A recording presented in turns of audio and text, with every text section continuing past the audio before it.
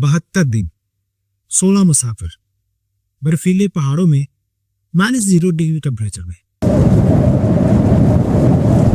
बिना खाने पीने की चीजों के अपनी जिंदगी और मौत की जंग लड़ते रहे। ये कहानी है उरुग्वे की रग्बी टीम की, जो एक टूर्नामेंट के लिए प्लेन में सफर कर रही थी। जिस प्लेन में ये टीम सफर कर रही थी उसका नाम फेयरचाइल्ड FH227D था। ये प्लेन नॉर्मल किसी कंपनी की फ्लाइट नहीं थी, ये उरुग्वे का मिलिट्री प्लेन था।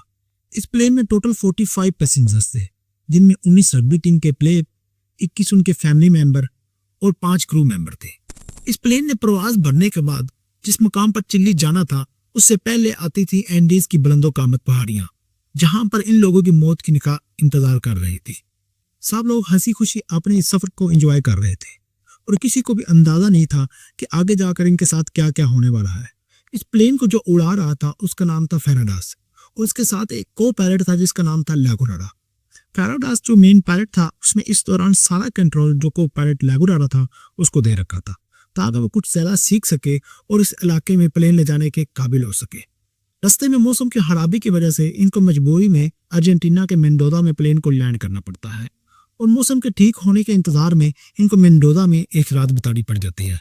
इसी दौरान ये यहाँ पर कुछ खरीदारी भी करते हैं और अपनी मौज मस्ती के लिए कुछ वाइन भी खरीदते हैं और इनको ये बिल्कुल भी अंदाजा नहीं था कि जो वाइन ये खरीद रहे हैं आगे जाकर इसकी एक एक बूंद इनकी जान बचाने के काम आ सकती है।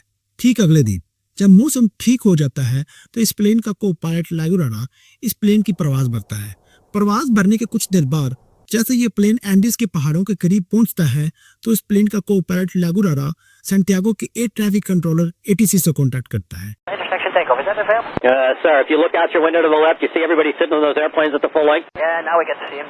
और कहता है कि हम लोग प्लैंकिन पास के मकाम पर पहुंच गए हैं और कुछ देर बाद हम क्यूरिको जो कि चिली के अंदर है वहां पर पहुंच जाएंगे।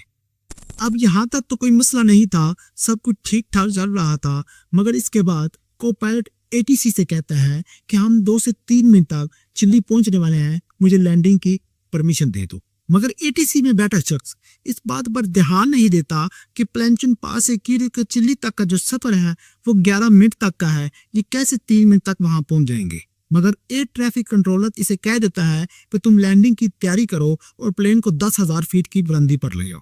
यहाँ पर इस एयर ट्रैफिक कंट्रोलर और को पायलट की गलती की वजह से इस प्लेन में बैठे 45 पैसेंजर की जान पूरी तरह से खतरे में आ चुकी थी। प्लेन के नेविगेशन को ध्यान से ना देखने की वजह से दोनों पायलट्स को लगा था कि हम लोग चिल्ली पहुंचने वाले हैं, दरअसल में वो प्लैंकिन पास के मकाम पर ही थे।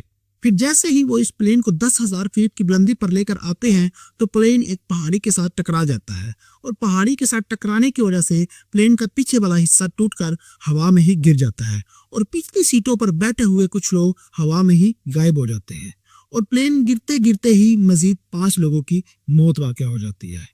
प्लेन के पूरी तरह टूटकर गिरने के बाद इस प्लेन में 33 पैसेंजर्स बाकी थे। इनमें कुछ की हालत तशवीशनाक थी, कुछ बेहोश हो चुके थे, किसी का पांव टूट गया था तो किसी के जिस्म के अंदर लोहे की राड घुस चुकी थी। सब लोग चीख रहे थे, चिल्ला रहे थे, तड़प रहे थे। इतने में इनको यह खदशा होता है कि प्लेन ब्लास्ट निकालते तो वो लोग बेहोश हुए लोगों को लेकर प्लेन से बाहर आ जाते हैं, मगर जैसे ही वो बाहर आते हैं तो बाहर -0 डिग्री टेम्परेचर था। इन लोगों ने कोई मोटे कपड़े जर्सी वगैरह नहीं पहनी हुई थी तो सर्दी से बचने के लिए फिर प्लेन के अंदर चले जाते हैं और प्लेन के पीछे वाला हिस्सा जो टूट चुका था जिससे ठंडी हवा और स्नो आ रही थी, इसको ये लोग बैग और सीटें वगैरह लगाकर बंद करने की कोशिश करते हैं। इन सारे लोगों के अंदर कोई भी डॉक्टर नहीं था, सिर्फ 2 लोग ऐसे थे जो मेडिकल के स्टूडेंट थे। इन लोगों ने खुद जख्मी हालत में जितनी दूसरों की मदद हो सकती थी की, लेकिन प्लेन में बैठे सारे पैसेंजर ये सोच रहे थे कि हमारे प्लेन के क्रैश होने की खबर अब तक हर तरफ फैल चुकी होगी, सुबह रेस्क्यू टीमें हमें रेस्क्यू कर लेंगी, हमें जैसे तैसे करके ये रात बितानी है। हालांकि ऐसा नहीं था, ऐसा सोचना इन सब की बहुत बड़ी गलती थी।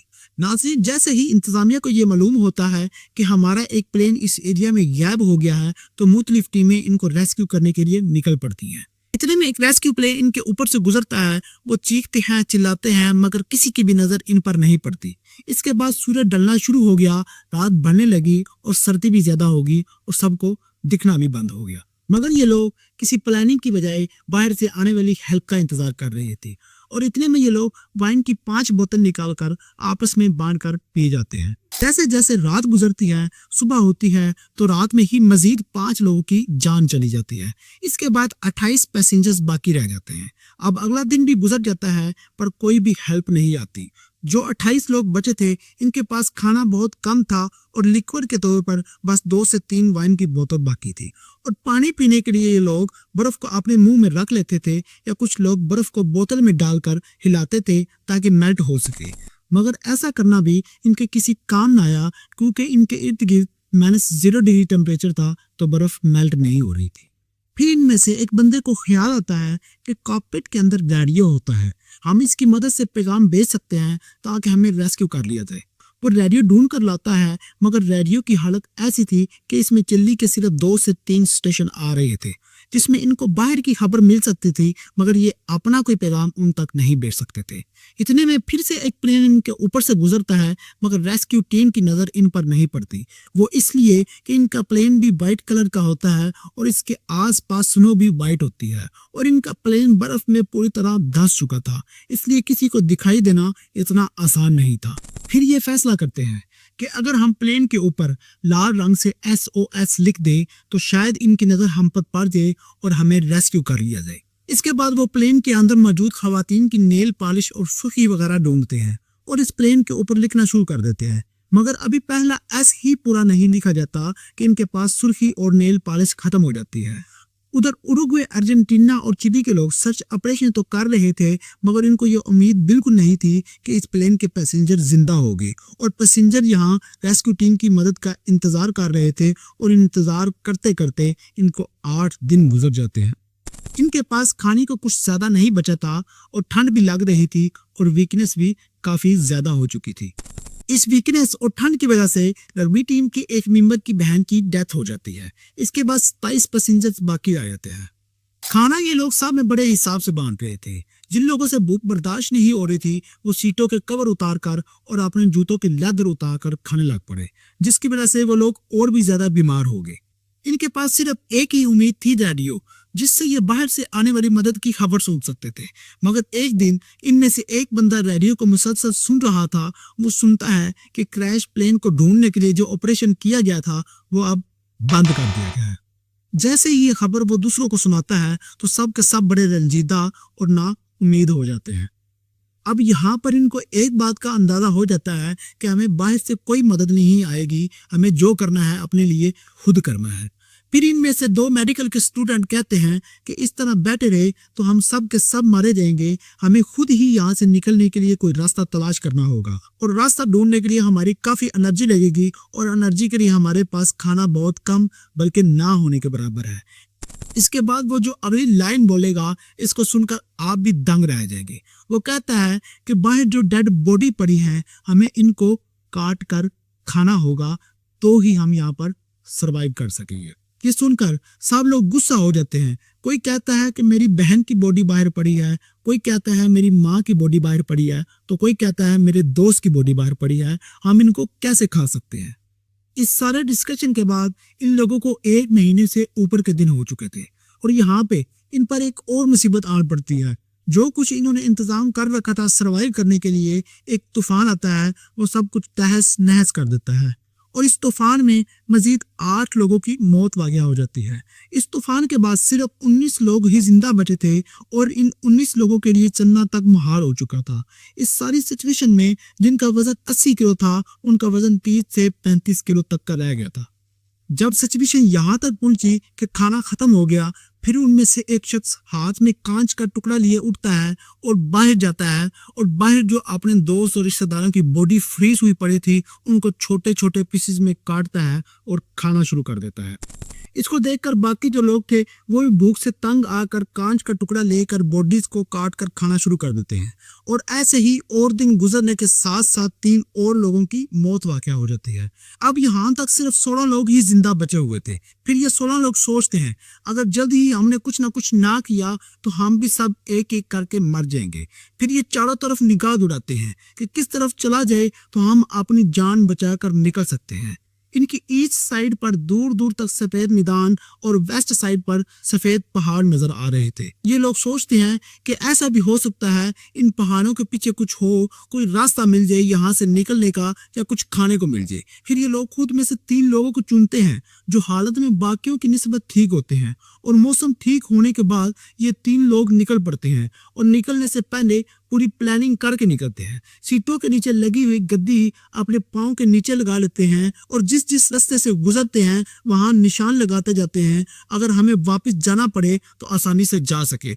और ठंड से बचने के लिए इन्होंने सीटों के अंदर वाली रुई को अपने कपड़ों में भर लिया था, और जो लोग मर चुके थे इनके कपड़े उतार कर अपने कपड़ों के ऊपर पहन लिए थे। और खाने के लिए डेड बॉडीज के टुकड़ों को साथ ले लेते हैं, और यहाँ तक इनको 61 दिन गुजर जाते हैं।